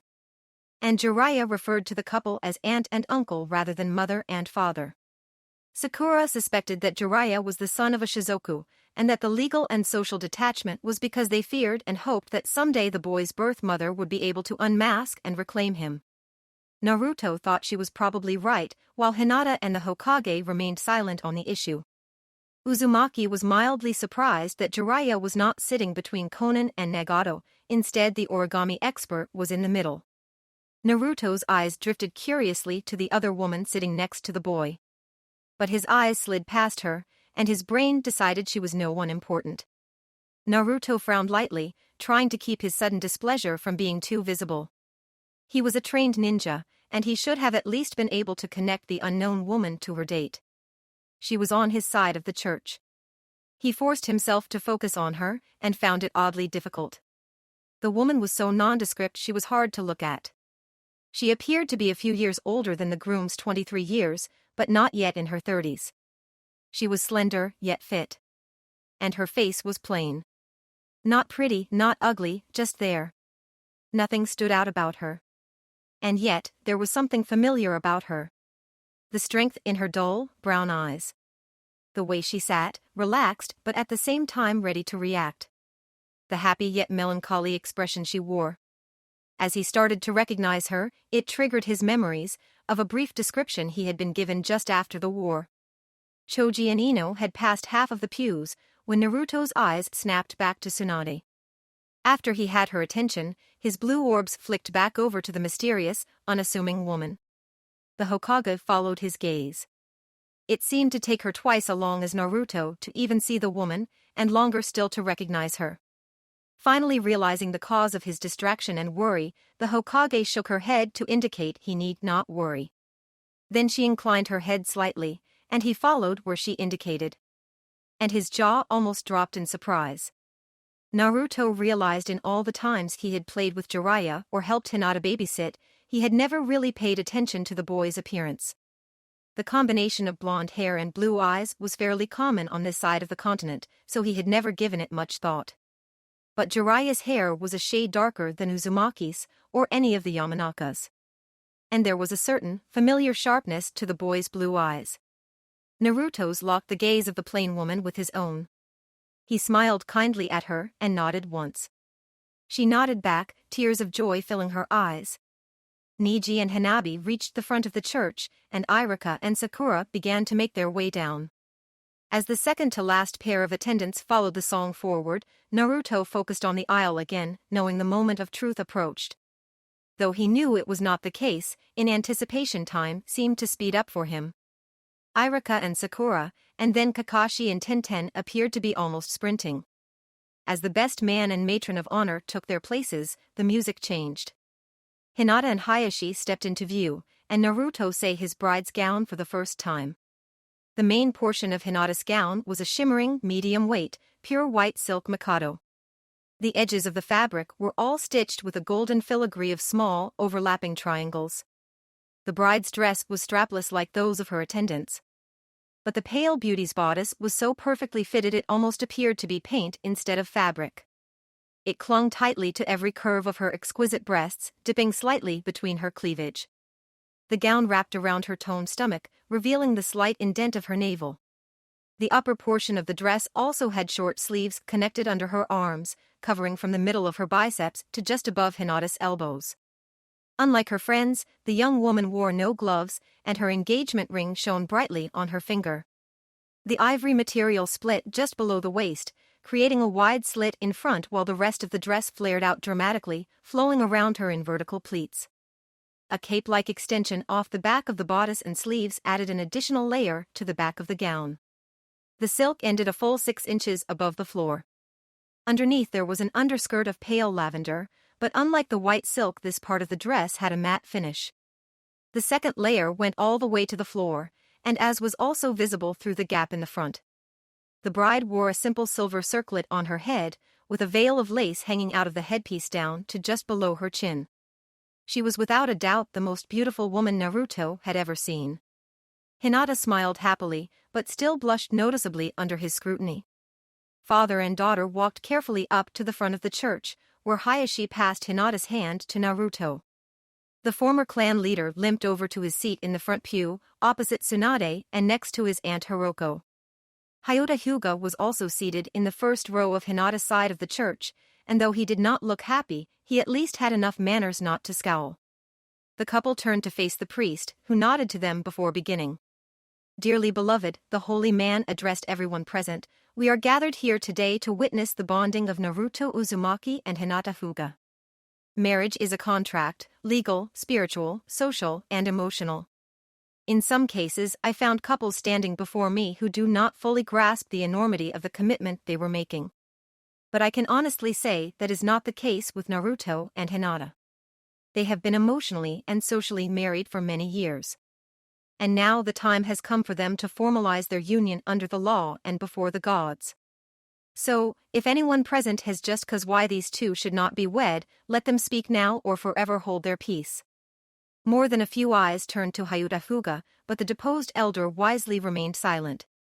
After waiting a handful of seconds, the reverend inclined his head in acceptance and continued. "Naruto and Hinata, your families and friends stand in agreement with your decision to be married. You may each now pledge your troth." The couple turned to face one another. Naruto reached up and lifted Hinata's veil, moving it back over her head so he could look directly into her eyes. The lovers linked their other hands, left to right and right to left. "Hinata," Naruto said happily, a single tear forming in his right eye, "I love you. Before we got to know each other, I didn't understand just how powerful those words could be. We have each waited for the other, for various reasons, but now the time for waiting is done. You have helped me to become not only a better ninja, but also a better friend and a better man. I love you more today than I did yesterday, and I am sure I will love you more tomorrow, and every day after. Thank you so much for loving me." Hinata exhaled sharply, struggling to control her emotions, 2 lines of wetness running down her cheeks. "Naruto," she told him lovingly, "my name might mean sunshine, but you are the light of my life. For almost as long as I can remember, you have been the beacon of strength and hope I have looked to when I thought I couldn't go on. And now that I am able to stand on my own, there is still no place I would rather be than by your side. That you came to love me in return is the greatest miracle in my life. I love you, and I will love you forever." The priest motioned for Kakashi and Tenten to step closer, and each jonin produced a single gold and platinum-wrapped band. Kakashi followed the second gesture and placed the ring in his student's palm. Naruto, do you take Hinata to be your wife? Do you promise to love her, honor her, cherish her, and forsaking all others, keep yourself only for her, for all of your days? I do, the young man agreed reverently. Then repeat after me. Hinata, with this ring, I thee wed. As he parroted the phrase, Uzumaki slipped the ring onto his bride's finger. The priest turned his attention to the bride, and Tenten handed her friend the matching band to the one Hinata now wore. Hinata, do you take Naruto to be your husband? Do you promise to love him, honor him, cherish him, and forsaking all others, keep yourself only for him, for all of your days? I do, the pale beauty stated joyfully. Then repeat after me. Naruto, with this ring, I thee wed. Hinata choked up slightly, but managed to get the words out, and sealed their union with the precious circle. Then, under the divine providence of the gods. The priest paused, not entirely pleased by what came next, but he dutifully followed the special script he had been given, and the legal authority granted me by that guy. He pointed into the audience, to where a mildly surprised Hisoka Hanakata sat. A few of the guests looked annoyed or aghast. But the fire daimyo broke out laughing, as did most of the other unsuspecting victims of Naruto's latest prank. The groom grinned smugly, and his beloved smiled slightly and squeezed his hand. Ahem, the priest continued after the mirth died down, I now pronounce you husband and wife. You may kiss your bride. Naruto swept Hinata carefully into his arms, oddly conscious of her dress. Then he pressed his lips firmly to hers, enjoying more than ever before the taste of her, and the feel of her body pressed against his. And he could tell from her reaction that she felt the same. The priest cleared his throat slightly, and the couple finally broke apart. It is my great honor and pleasure to present for the first time as husband and wife, Naruto and Hinata Uzumaki. Tsunade Senju looked out over the crowd, and the last Sannin could not help but feel an intense sense of relief. All right, most if not all of you know I'm not one for public speaking, she started without ceremony, so I'm going to make this short and sweet. Not quite 15 years ago, two idiots hunted me down and dragged me back here. They, along with certain others, forced the thankless job of being Hokage on me. But that's all done now. I'm retiring, and one of those idiots is actually stupid enough to want to take my place. She paused and the harsh inflection of her voice changed to one of gentle fondness, and I can think no better man to carry on the legacy of my grandfather, my great-uncle, my teacher, and his own fathers as well. So it is with only slight misgivings that I give you the sixth Hokage of the village hidden in the leaves, Naruto Uzumaki. From the bank of seats at the back of the stage, Naruto gently disengaged his hand from his wife's grip. He kissed her lingeringly, and his fingers brushed against her distended belly. After almost 4 years of trying, the couple was finally expecting their first child. He pulled the Hokage's hat a bit lower over his face, and strode out into view of the audience. Cheers and applause erupted. Uzumaki scanned the crowd, taking them in. Sakura and Rock Lee were right in front, and like his own wife, the pregnancy of the current head of the medical corps has just entered the final trimester. Next to Lee was an oddly unfamiliar pair of faces. Naruto had not seen Konohamaru and Moegi out of their masks since they had joined the ANBU. The couple had recently been placed in charge of the Black Ops division. On the other side, Ino Akimichi stood next to her best friend. Naruto recalled immediately that her husband and his genin squad were capturing bandits in the land of forests. The last of his friends in the front row, Shino and Sasami, had never married, due to his clan's prejudice against the thread wielder. But they might as well have been. Sasami held their first child, a girl, and according to Sakura, was expecting again. From the second row, Kakashi and the 3 members of Team Hizashi observed, along with the newly graduated Genin Rei Uchiha, Kakashi and Yugao's son Minato and second daughter Rin, and Irika and Enko's 2 sons and 2 daughters. Also in that row were Hana, Shizune, Momo, and Toshiro Inuzuka. Momo and Toshiro had just started attending the academy, and both had recently received their clan tattoos. A few lines of chairs back were the leader of the Hyuga clan, his wife, their 2 sons, and their daughter. Hanabi and her husband Kiba were also in that row, as were the head of the Takamichi clan and Hanabi's 2 teammates. Niji smirked at Naruto, noticing the instant the Hokage's eyes fell on his family. Recognizing the need to acknowledge the special guests, Naruto quickly and neutrally locked gazes with the Tsuchikage, Mitsuru, the Reikage, Washichi, and the Yukikage, his aim. From the snow shadow, Naruto nodded at his wife, Daimyo Koyuki. The snow ninja frowned slightly, but the leader of the Land of Spring just shook her head at her consort's jealousy. Unlike his diplomatic exchanges with the first three members of the conclave, Naruto exchanged happy looks with the Hanakage, Ayamiko, and the newly appointed 12th Mizukage, Kid Mizuno. The incorrigible flirt winked at him, and Naruto could smell a hint of annoyance from his wife. The last Kage, and Naruto's closest ally in the conclave of shadows, Gaara of the Sand chuckled slightly at the exchange. He nodded broadly to the fellow former Jinchuriki. But Gaara seemed to have forgotten his arm was draped around his bride, and his action dragged Matsuri down as well. The younger woman's reaction made Naruto laugh briefly in turn, especially when Gaara began to apologize profusely. And next to them, Shikamaru shook his head knowingly, and Tamari glared at her husband in mock annoyance. Finally, Naruto met the gaze of the fire daimyo, and inclined his head thankfully.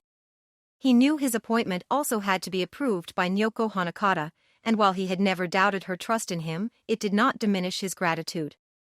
The acclaim began to die down, and Uzumaki took his place at the microphone.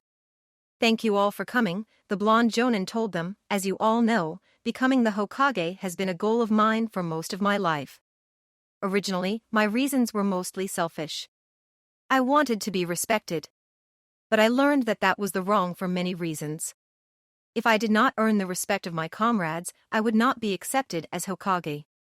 And I should want to be the one to protect the Leaf Ninjas, not to rule over them. But I don't just want to protect my Leaf comrades, or even the people of the Land of Fire," he said firmly. "Since the end of the Fourth Ninja War, I have made it my goal to protect everyone. It hasn't always been easy." His thoughts drifted back to the Summoning War, the battle between the ninja animal clans that had been hidden from those human shinobi without familiar contracts. "And I can't do it alone," he continued. "I need the assistance of everyone here. Ninjas do have to be weapons. So long as there are demons and criminals in the world, that much will be unavoidable. We fight to protect people from the threats they cannot handle on their own. But that's not all we have to be. Shinobi exist to help people, whether that is as simple as doing chores they don't have time for, or critical as healing injuries that civilian doctors cannot. I pledge to you all, here, today, that I'll do my best to make sure to leave the world a better place than I found it. All I ask is that you do the same." Shouts of approval and agreement shook the walls of the Leaf, and Hinata moved forward to stand at her beloved's side. "Jiraiya and Guki would be proud," she whispered into his ear. "So would your parents." "Thanks, Hinata," he answered as he took her hand again. "Now we just need to make it happen." She noticed that he included her as part of him unconsciously, and she wrapped her arm around him tightly. Without meaning to, he had once again reaffirmed their bond. "I love you, Naruto." "I love you too, Hinata." A Growing Affection, Book 4. The End.